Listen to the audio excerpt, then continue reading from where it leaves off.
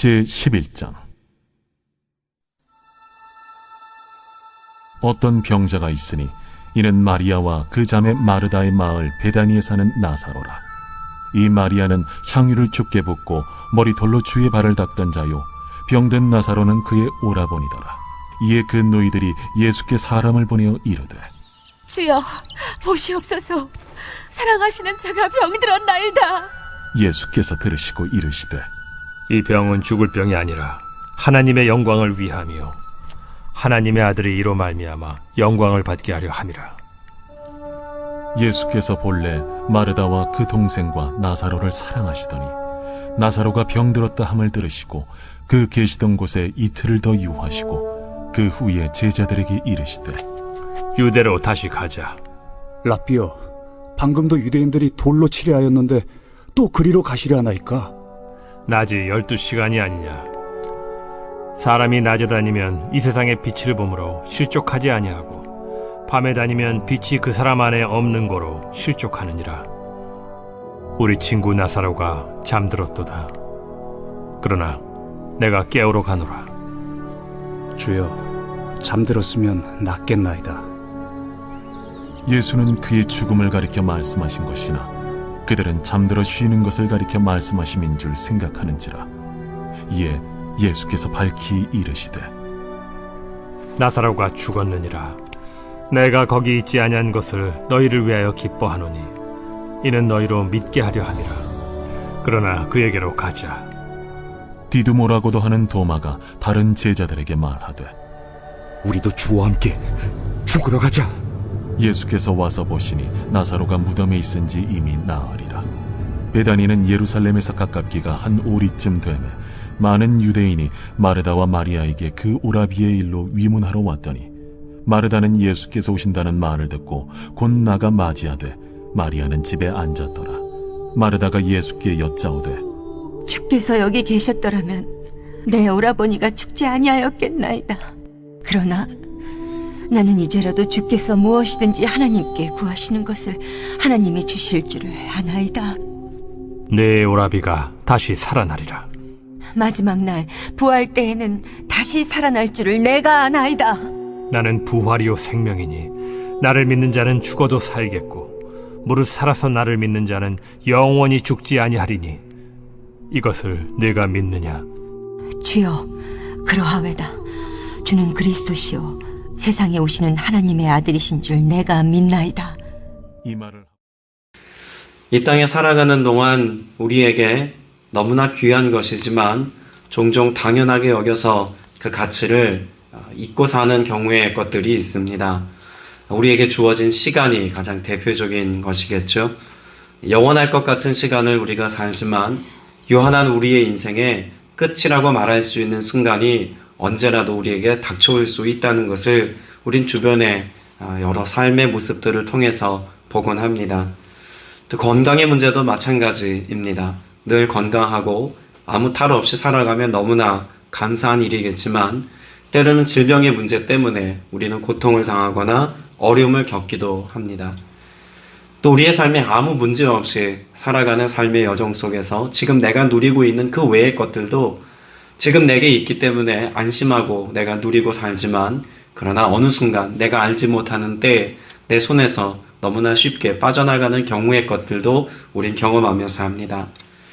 당연하게 있다고 생각했던 것들이 당연하지 않게 되어지는 순간 그 가치를 비로소 알게 되겠죠. 오늘 우리가 읽은 요한복음 11장 말씀에는 한 병자에 관한 말씀이 기록되어져 있습니다. 그를 가리켜 나사로라고 말합니다. 마리아와 마르다의 오라비로 소개되어져 있는 나사로는 우리가 이 땅에서 흔히 겪을 수 있는 삶의 문제와 직면해 있습니다. 질병의 문제, 죽음의 문제, 여러분 이것이 어떤 특별한 사람들에게만 해당되어지는 절망의 문제가 아니지 않습니까? 이 땅을 사는 사람이라면 누구나 언젠가 이와 같은 삶의 문제와 직면할 수밖에 없는 일상의 문제라는 것입니다. 그런데 그 일상의 문제 앞에서 망연자실하고 또 가족들이 함께 힘들어하고 아파하는 순간에 예수님이 거기 계시지 않음의 문제는 오늘 이 본문의 말씀을 통해서 우리에게 깊은 묵상을 가져다 주는 이유가 됩니다. 그런데 우리가 묵상 전에 한 가지 생각해보고 전제할 것이 있겠죠. 예수님이 거기 계시지 않았던 것은 애초에 누구의 계획이고 의도였다는 것입니까? 예수님의 계획이고 의도였다라고 하는 것을 분명히 오늘 본문 말씀에 기록해 두고 있습니다. 오늘 예수님께서 이와 같이 나사로가 질병에 걸렸고 죽음 가운데 있어서 더 이상 이 가정에 소망이 없다고 여겨지는 그 순간에 왜 예수님이 거기 계시지 않았는가라고 하는 사실도 분명히 말씀해 두고 있죠. 자, 4절 말씀 다시 같이 읽어봅니다. 예수께서 들으시고 말씀하셨다. 이 병은 죽을 병이 아니라 오히려 하나님의 영광을 드러낼 병이다. 주님께서 우리에게 이 말씀을 행하신 또 주신 이유는 나사로 한 사람에게 주신 말씀만이 아니라고 확신합니다. 우리가 일상에서 겪게 되어지는 모든 이해할 수 없는 일들과 또 우리가 예측할 수 없고 예상할 수 없어서 겪게 되어지는 삶의 위기의 문제들은 다 우리에게 고통과 탄식을 가져다 주는 일이기만 한 것 같지만 예수님의 시선에서 또 영적인 관점에서 주님이 행하시고자 하시는 그 모든 일에 결국에 놓고 보자면 이 모든 일은 예수님의 영광을 나타내는 일이 될 수 있다는 것을 분명히 말씀하고 있습니다.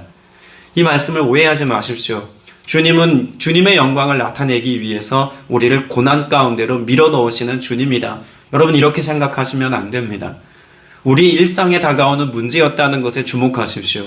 질병과 죽음이 너무나 보편적이고 일상적인 문제인데 그와 같은 누구나 겪는 삶의 문제이지만 주님을 의지하고 주님을 믿는 사람에게라면 내게 너무나 다가올 수밖에 없는 일상의 고통의 문제라고 할지라도 주님이 이것을 뛰어넘게 하시고 또 이것을 해결해 주시는 은혜 안에 살게 하시겠다는 말씀으로 오늘 본문의 말씀을 볼 수 있어야 할 것입니다. 오늘 저와 여러분에게 다가온 일상의 고통의 문제 앞에서 우리가 두려워하지 않을 수 있는 이유, 또 우리가 이것 때문에 절망하지 않을 수 있는 이유는 여전히 우리의 삶에 주님이 주로 계시고 간섭하시고 역사하시기 때문인 줄로 믿습니다. 오늘 본문 말씀에 보면 마리아와 마르다 입장에서 놓고 볼 때 나사로의 질병 앞에 죽음 앞에 예수님이 계셔야 할 때는 언제였을까요? 그가 죽기 전에 예수님이 그 가운데 오셔서 그를 위하여 기도해 주시는 바로 그때였습니다. 그런데 예수님께서는 오늘 말씀에서 기록하고 있는 것처럼 며칠을 더 예수님이 계신 그 자리에 머물러 계시다가 나사로가 죽었다라고 하는 정확한 이해를 가지시고 나사로의 죽음 가운데 나아가시는 것을 볼 수가 있습니다. 14절에 보면 예수께서 그들에게 밝혀 말씀하셨다. 나사로는 죽었다. 예수님께서 죽음 목전에 있는 사람을 지금 앞에 두고 그래 살리러 가겠다라고 말씀하고 있는 게 아닙니다. 예수님은 분명히 나사로를 향해서 뭐라고 말씀하셨습니까? 죽었다입니다.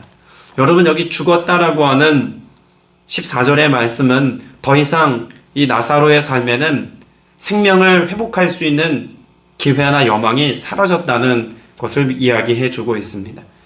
마리아와 마르다 입장에서 볼 때도 사랑하는 가족을 잃어버린 그 슬픔은 너무나 당연한 일이 되어져 버린 어떤 상황에 놓였다라고 말할 수 있지 않겠습니까? 그런데 그와 같은 나사로가 죽었다라고 말하는 그 자리를 향해서 예수님이 어떻게 하시자고 말씀하고 있습니까? 내가 거기에 있지 않은 것이 너희를 위하여 도리어 잘된 이름으로 기쁘게 생각한다. 이 일로 말미암아 너희가 믿게 될 것이다 라고 말씀합니다. 여러분 예수님께서 지금 주목하고 계신 것을 우리는 생각해 보아야 합니다. 우린 전체 오늘 말씀 속에서 죽음 직전에 있고 또 죽음을 맞이한 나사로 한 사람에 주목합니다. 그런데 예수님의 시선은 어디를 향하고 있다는 것을 말씀해 주고 있을까요? 첫째는 제자들에게도 예수님은 그 마음을 지금 향하여 계시다라고 하는 것을 알 수 있습니다. 나사로가 죽은 것은 너무나 슬프고 안타까운 일이지만 예수님은 이미 그 나사로를 살릴 것을 염두에 두고 계셨습니다. 때문에 그를 살리는 과정 가운데 예수님이 더 주목하여 보았던 사람들의 그룹은 제자들이었습니다. 제자들이 예수님의 십자가 사건 앞에서조차도 여전히 어떤 상태입니까? 믿음이 없는 상태입니다. 때문에 나사로를 죽음에서 건져내어 생명의 자리로 옮기는 이것을 통해서 예수님이 기대하고 예수님이 원하셨던 것은 제자들이 이 모든 주님의 일을 통하여서 믿음의 반석에 서는 것을 예수님이 보고 계셨다는 것입니다. 그리고 7절 말씀에도 보면 제자들에게 다시 유대 지방으로 가자라고 말씀하시는 내용의 말씀을 기록해 두고 있습니다. 유대 지방에서 어떤 일이 있었다고 8절에 기록해 두고 있습니까? 선생님을 돌로 치려 하는데 다시 그리로 가려고 하십니까? 라고 말씀합니다. 그러니까 예수님이 지금 가려 하시는 자리가 어떤 자리임을 말씀해 두고 있는 것이죠. 죽음이 임박한 자리. 예수님이 거기 가시면 마땅히 죽어도 아무 이상할 것 없는 그런 곳을 향해서 예수님이 가고 계시다라고 말할 수 있죠. 자, 그러면 예수님께서는 지금 무엇하러 거기를 가십니까? 복음을 전하고 예수 그리스도를 알지 못하고 믿지 않는 자들에게 복음을 전하기 위해서 예수 그리스도의 메시아 되심을 나타내시고 하나님이 그 땅 가운데 행하시려고 하는 그 영광의 역사를 나타내기 위해서 예수님 거기 가려고 하십니다. 예수님은 육체의 질병과 죽음 앞에 있는 한 사람의 문제도 중요하게 다루어 그를 치유하기를 원하시지만 예수님께서는 예수 그리스도를 알지 못한 채 영이 죽어가고 있는 사람, 믿음의 반석 위에 서 있지 않은 제자들과 혹은 유대 지방의 예수님을 믿지 않는 무리들을 향해서 나아가시는 것도 예수님에게 있어서는 생명의 역사요. 그 질병 가운데, 육체의 질병 가운데 죽어가고 있는 사람을 살리는 것만큼이나 너무나 중요한 일이다라고 하는 사실을 오늘 본문의 말씀을 통해서 말씀하고 있습니다. 우리는 눈에 보이는 현상적인 위기에 대해서만 위기라고 여깁니다. 또 우리의 삶의 죽음이라고 하는 문제도 내 육체의 질병과 육체의 죽음만 죽음이라고 여기지 내 영이 영적인 건강함을 잃고 또 그것으로 인하여 영이 죽은 것과 같은 상태가 되었다라고 하는 사실 앞에서는 크게 문제시하지 않는 그런 삶을 살아가는 모습을 종종 보곤 합니다. 오늘 저와 여러분의 인생 가운데 육체의 질병이나 육체의 죽음만이 우리를 위협하는 것이 아니라 하나님의 말씀이 우리 안에 생명같이 살아있지 못하도록 역사하는 악의 영향력과 죄의 역사가 우리의 삶에 엄습하여서 역사하려고 한다면 여러분 이것 앞에서 우리는 기꺼이 도전하고 이 문제를 심각하게 다룰 수 있으며 믿음으로 이 모든 죄의 문제를 해결하신 주님의 은혜를 누리는 삶의 지경에 서 있어야 할 줄로 믿습니다. 주님이 결국 이루시려고 하시는 그 모든 일의 마지막에는 무엇이 있습니까? 십자가와 부활이 있습니다. 예수님이 십자가를 지신 것도 그래서 그 십자가 지심으로 우리의 죄의 문제를 해결하신 것도 결국 우리로 하여금 어떠한 삶에 참여하게 하시기 위한 주님의 계획입니까?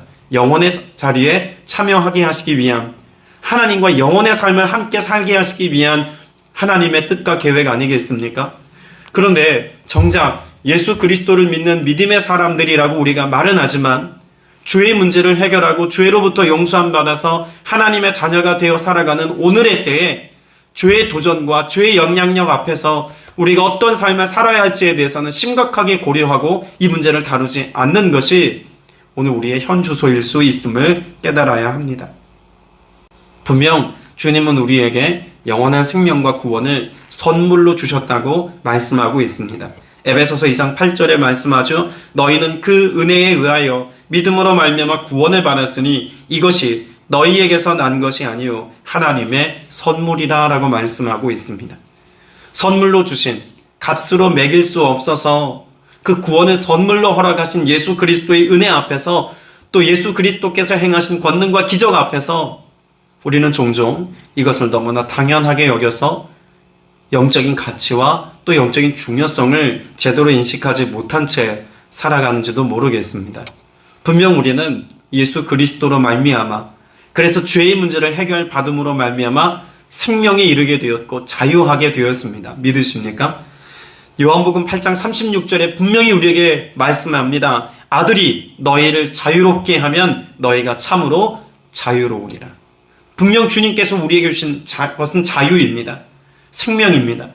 예수님의 생명을 가지고 자유한 자로 이 땅을 살아가게 하기 위하여서 주님께서 십자가와 부활의 영광스러움으로 나타나 우리에게 역사하셨음에도 불구하고 여전히 우리는 이 땅에 생활의 염려와 근심과 걱정에 매여서 혹은 세상 죄에 매여서 믿음의 가치를 따라 살아가는 삶을 온전히 살아가지 못하는 그런 인생의 모습도 쉽게 본다는 것이죠.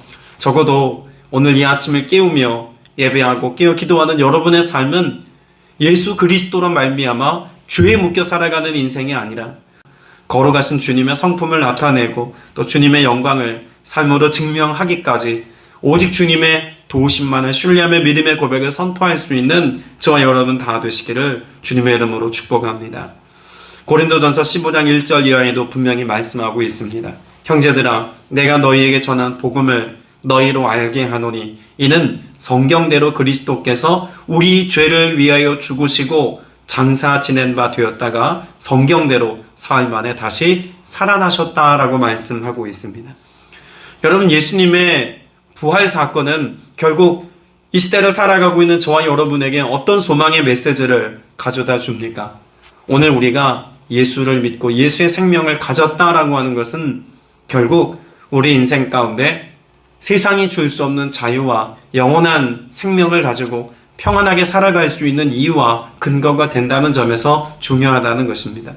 만일 예수님의 부활 사건이 없다면 예수님의 십자가는 아무런 의미가 없어집니다. 예수님의 부활하심이 아니라면 우리는 이 땅 가운데서 죄의 용서함을 받았다라는 확신 가운데 오늘을 살아갈 수 없는 것이죠. 그래서 예수님은 자신을 가리켜서 부활이요 생명이다라고 하는 사실을 계속해서 말씀해주고 가르쳐주고 계십니다. 이와 같은 예수의 생명을 가지고도 오늘 우리가 이 땅 가운데서 염려하고 혹은 걱정하거나 두려움 가운데 살아가고 있는 이유가 있다면 무엇일까요? 우리는 예수님의 시간 계획표대로 또 예수님께서 하시려는 그런 의도대로 우리가 살아가는 것보다 내가 계획한 나의 시간표에, 나의 계획표에 의존하여 살아가기 때문에 그렇습니다. 17절 말씀해 보면 지금 나사로의 상태를 어떻게 기록하고 있을까요? 예수께서 가서 보시니 나사로가 무덤 속에 있은 지가 벌써 나흘이나 되었다라고 말씀하고 있습니다. 자, 그러면 늦었다는 것이죠. 그를 다시 살릴 수 있는 가능성은 이제 보이지 않는다라고 하는 아주 캄캄한 희망이 더 이상 사라져버린 이제는 어두움 속에 있는 어떤 광경을 말씀하고 있는 것이 오늘 벌써 나흘이나 되었다라고 하는 말씀의 내용일 것입니다. 그런데 오늘 우리가 주목할 것은 그렇게 벌써 무덤 속에 있은 지가 나흘이나 된 캄캄한 인생 가운데 예수님이 무엇을 결정하셨다고 16절의 말씀 15절에 말씀하고 있을까요? 그에게로 가자라고 말씀하고 있습니다. 그러면 예수님께서 이미 나사로가 죽었다라고 말씀하시고 17절에서 그가 죽은 지가 벌써 나흘이나 되었다라고 말씀하고 있는 내용으로 보아서 예수님은 그가 죽은 줄 아시고 그에게로 가고 계시다라고 말씀할 수 있지 않겠습니까?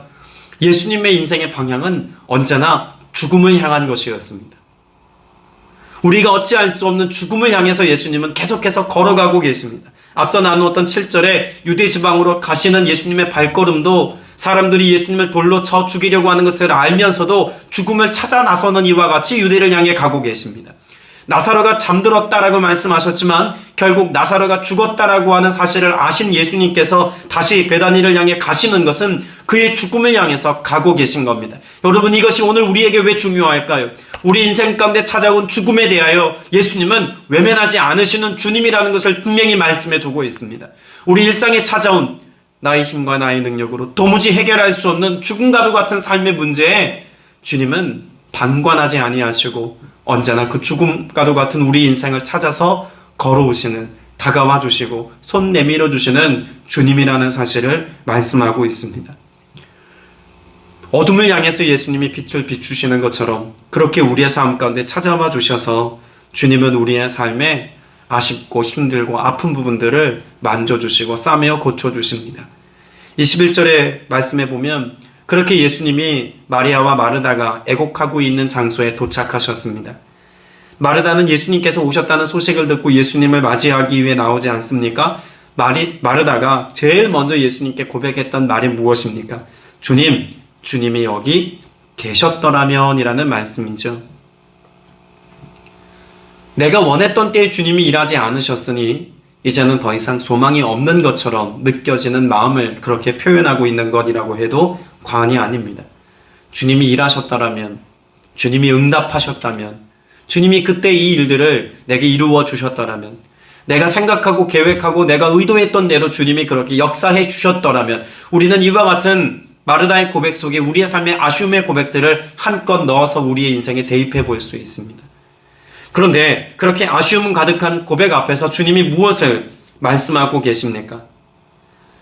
23절 보면 예수께서 마르다에게 말씀합니다. 내 오라버니가 다시 살아날 것이다. 여러분, 이건 불가능한 일입니다.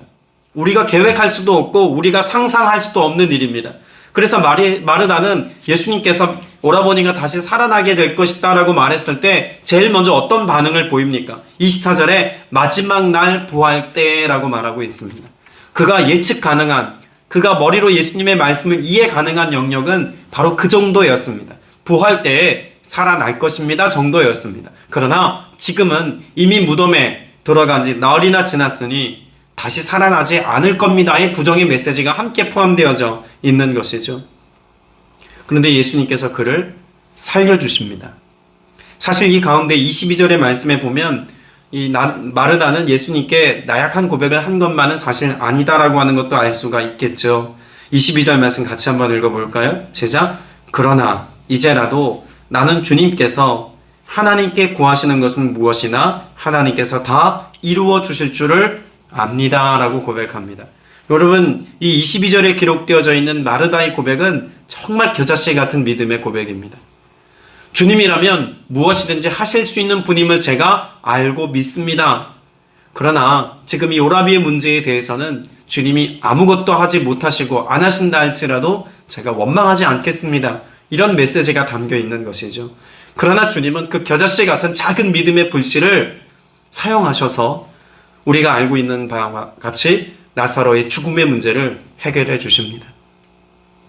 오늘 저와 여러분에게도 어쩌면 마르다의 고백, 그 정도의 믿음의 고백만 있을지도 모르겠습니다. 그러나 오늘 주님이 어떤 믿음의 고백을 가지고 나왔다 할지라도 이 아침에 주님의 도우심을 구하며 그 작은 겨자씨 같은 믿음을 주님 앞에 믿음으로 선포하며 고백하며 간구할 때 주님이 원하신 주님의 때에 주님의 일이 오늘 저와 여러분의 인생 가운데 이루어지는 은혜 누리게 하실 줄로 믿습니다. 이것을 믿는 것입니다.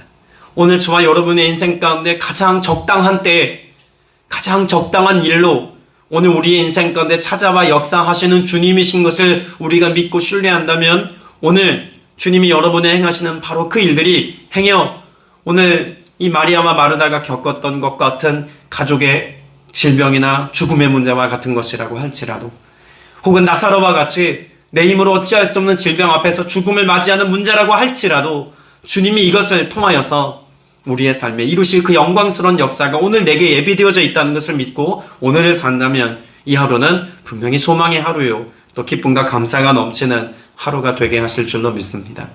더불어 오늘 4절 말씀에서 주님께서 말씀하셨던 것을 다시 한번 떠올려 보십시오. 이 병과 죽음의 문제는 결국 무엇을 나타내기 위한 하나님의 역사라고 말씀합니까? 하나님의 아들이 영광을 받게 되는 일이라고 분명히 말씀하고 있습니다. 주님은 오늘 여러분의 인생의 모든 것을 통하여서 주님의 영광을 드러내길 원하십니다. 좋은 일은 좋은 일대로, 우리가 감당하기 어려운 일은 또 어려운 일대로 주님이 우리와 함께 하셔서 그 모든 상황과 형편 속에서 주님의 영광을 나타내기를 원하십니다. 오늘 나와 함께 하시는 주님을 신뢰할 수 있게 되시기를 바랍니다. 우리의 가정에 역사하시는 주님을 신뢰할 수 있게 되시기를 바랍니다. 주님이 우리 교회와 이 땅 위에 일하시는 그 역사하심을 신뢰할 수 있게 되시길 축복합니다. 그래서 주님을 믿는 믿음 안에서 내게 이루어지고 내가 겪는 이 모든 것들이 이해되고 납득되지 않는다 할지라도 그 모든 일이 선하신 주님이 하신 일들이므로 선한 일입니다 라고 하는 확신과 믿음의 고백을 가지고 오늘을 살게 되시기를 주님의 이름으로 축복합니다.